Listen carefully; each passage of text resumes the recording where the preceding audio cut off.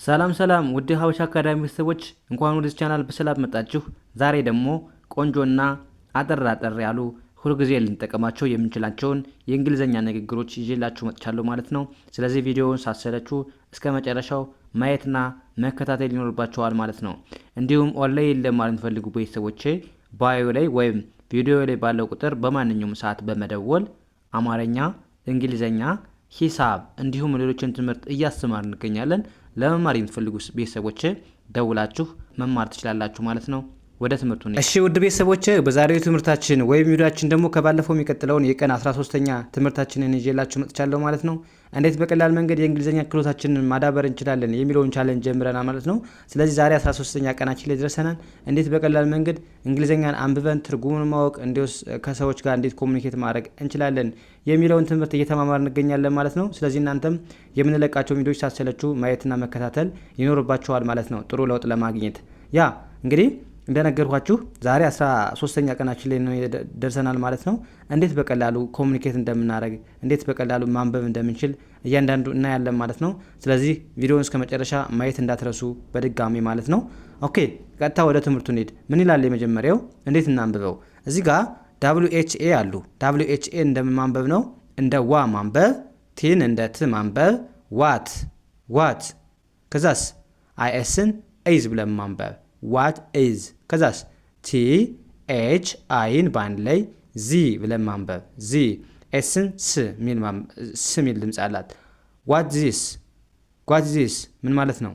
ይህ ምንድን ነው? ወይም ይሄ ምንድን ነው ስንል ዋት ዚስ እንላለን። ዋት ማለት ምን፣ ኢዝ ነው። ዚስ ማለት ይሄ። ስለዚህ ዋት ኢዝ ዚስ ስንል ይሄ ምንድን ነው አለን ማለት ነው። ከዛ መልሳችን ምን ሊሆን ይችላል? የሆነ ሰው እንደብሎ ጠይቀን እኛ ምን ብለን መመለስ እንችላለን? አይን እንደ አይ ማንበብ፣ ዲኦን እንደ ዶ ማንበብ፣ ኤንን እንደ ን ማንበብ፣ ቲን እንደ ት ማንበብ ዶን። ከዛ ኬና ኤን ደግሞ በአንድ ላይ ሲመጡባችሁ ኬን አታነቡ ብያችኋለሁ። ኬን መቼም እንዳታነቡ በዚህ ሰዓት ማለት ነው። ኬና ኤን በአንድ ላይ ሲመጡ ኬን አልፋችሁ ኤንን ብቻ ነው የምታነቡ ብያችኋለሁ። ስለዚህ ኤን ኦን ና ብለን ማንበብ፣ ዳብሊውን እንደው ማንበብ ናው። አይዶ ናው ምን ማለት ነው? አላቅም ስንል አይዶ ናው እንላለን።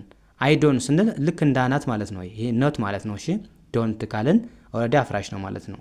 አይሆንም አይደለም ማለት ነው። ናው ማለት ደግሞ ማወቅ ማለት ነው። ስለዚህ አይዶ ነው ካልን አላቅም እያለን ነው ማለት ነው። አላቅም። ከዛስ እዚህ ጋርስ WHN እንደማንበብ ነው። እንደ ዌይ ማንበብ፣ እንደ ዌይ አርኢን ር ለማንበብ ዌር። ከዛስ ኤን እንደ አ ማንበብ፣ አርኤን አር ር ለማንበብ አር ዋይ ኦዩን ዩ ዌር አር ዩ የት ነሽ። እንግዲህ እዚህ ጋር ዌር ስንል ቦታ ስንጠይቅ የት እንደማለት ነው የምንጠቀመው። የት አር ዩ ስንል ደግሞ አንተ ወይም አንቺ። ስለዚህ ዌር አር ዩ የት ነህ ወይም የት ነሽ ስንል ዌር አር ዩ እንላለን ማለት ነው። ከዛስ መልሳችን ምን ሊሆን ይችላል? አይኤምን አም ብለን ማንበብ አም። ከዛስ ኤችኢን እንደ ሂ ማንበብ፣ አርኢን እንደ ር ማንበብ ሂር አም ሂር ምን ማለት ነው? እዚህ ነኝ ብለን መለስን ማለት ነው። እንግዲህ አም ስንል ነኝ እያልን ነው። ሂር ማለት ደግሞ እዚህ ማለት ነው። ስለዚህ አም ሂር ካልን እዚህ ነኝ እያልን ነው ማለት ነው። ያ ወደ ቀጣይ እንሂድ። አሁንም ኤችኢን እንደምን ማንበብ ነው? እንደ ሄ ማንበብ፣ ኤልን እንደ ል፣ ፒን እንደ ፕ ሄልፕ። ኤምኢን ሚ ብለን ማንበብ ሄልፕ ሚ ምን ማለት ነው? ሄልፕ ሚ እርዳኝ፣ አግዘኝ ለማለት ሄልፕ ማለት እርዳታ ማገዝ ማለት ነው። እሱ ሚ ማለት ደግሞ እኔ ማለት ነው። ስለዚህ ሄልፕ ሚ ስንል ምንድን ነው? እርዳኝ ወይም እርጅኝ እያለን ነው ማለት ነው። ከዛስ መልሳችን ምን ሊሆን ይችላል? አይ አልን። ከዛስ ዳብሊው አይን እንደ ዊ ማንበብ፣ ሁለቱንም ኤል እንደ ል ማንበብ ዊል አይ ዊል። ከዛስ ኤችኢን ሄ ብለን ማንበብ፣ ኤልን ል ብለን ማንበብ፣ ፒን እንደ ፕ ሄልፕ ዋይ ኦዩን ዩ ብለን ማንበብ በአንድ ላይ አይ ዊል ሄልፕ ዩ ምን ማለት ነው? እረዳሻለሁ ስንል አይ ዊል እንግዲህ ለወደፊት ገና ለምናደርገው ነገር ስንጠቀም ዌልን ተጠቅመን ገና ለምናደርገው ነገር መግለጽ እንችላለን ማለት ነው። ስለዚህ ለወደፊት ማለት ነው። አይ ዊል ሄልፕ ማለት እርዳታ ነው ብያቸዋለሁ። መርዳት። ዩ ማለት ደግሞ አንተ ወይም አንቺ። ስለዚህ አይ ዊል ሄልፕ ዩ ካልን እረዳሃለሁ ወይም እረዳሻለሁ እያልን ነው ማለት ነው። ከዛስ ሲኤን እንደምናንብበው እንደ ኮ ማንበብ፣ እንደ ኮ ሁለቱንም ኤል ል ብለን ማንበብ ኮል፣ ኤምኢን ሚ ብለን ማንበብ ኮል ሚ ምን ማለት ነው? ደውልልኝ ወይም ደውልልኝ ለማለት ኮል ሚ እንላለን። ኮል ማለት መደወል፣ ሚ ማለት እኔ። ስለዚህ ኮል ሚ ካለን ደውልልኝ ወይም ደውይልኝ እያለን ነው ማለት ነው። ከዛ ምን ብለን መመለስ እንችላለን? እደውልሻለሁ ለማለት አይ ዊል፣ ከዛስ ዳብሊው ኤልን እንደ ል ማንበብ፣ ዊል አይ ዊል፣ ሲኤን እንደ ኮ ማንበብ፣ ኤልን እንደ ል፣ ኮል ዋይ ኦዩን ዩ ብለን ማንበብ። አይ ዊል ኮል ዩ፣ አይ ዊል ኮል ዩ ምን ማለት ነው? እደውልልሃለሁ ወይም እደውልሻለሁ። አይ ዊል እንደነገርኳችሁ ገና ለወደፊት ነው። ኮል ማለት መደወል፣ ዩ አንተ ወይም አንቺ። ስለዚህ አይ ዊል ኮል ዩ እደውልልሃለሁ ወይም እደውልሻለሁ ብለን መለስን ማለት ነው። ያ ወደ ቀጣይ እንሂድ። እዚህ ጋርስ ሲኦን እንደ ኮ አይደለም የምናነበው። እዚህ ጋር እንደምን ነው የምናነበው? እንደ ካ ነው የምናነበው። ከዛስ ኤምኤን ም ብለን ማንበብ፣ ካም ካም፣ ኤችኤን ሂ ብለን ማንበብ፣ አርኤን ር ብለን ማንበብ፣ ሂር ካም ሂር ካም ሂር ምን ማለት ነው? ና እዚህ ና ለማለት ካም ሂር። ካም ማለት መምጣት ነው። ሂር ማለት ደግሞ እዚህ ነው። ስለዚህ ካም ሂር ና እዚህ እያለን ነው ማለት ነው።